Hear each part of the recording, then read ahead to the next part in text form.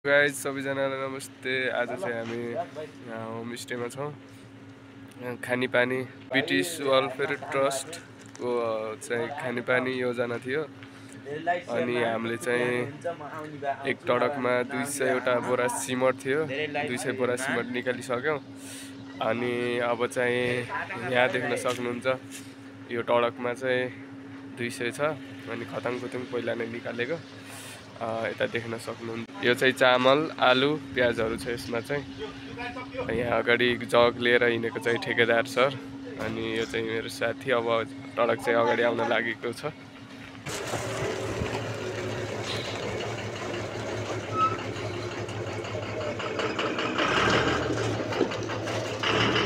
यहाँ चाहिँ यो टडकमा चाहिँ 200 बोरा सिमट छ, तपाईहरुले देख्न सक्नुहुन्छ।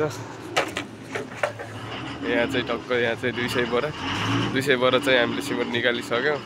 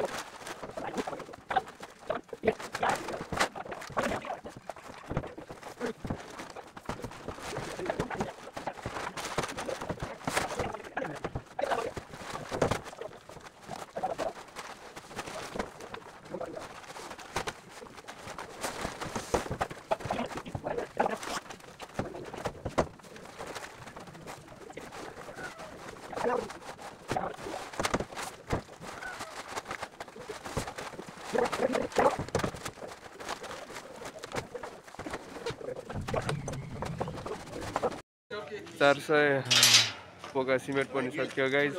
मेरो साथीहरू टक्क देख्न सक्नुहुन्छ कस्तो भएको छन्।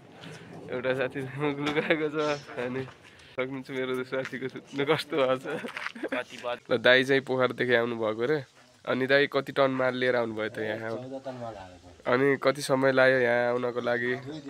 2 दिन लाग्यो। बाटो कस्तो रहेछ त यहाँ पहाडको? हजुर। अनि कोही गाडीहरू फस्यो कि नै? फसेन, राम्रै आउनुभयो। यो चाहिँ दाइको टडक हो।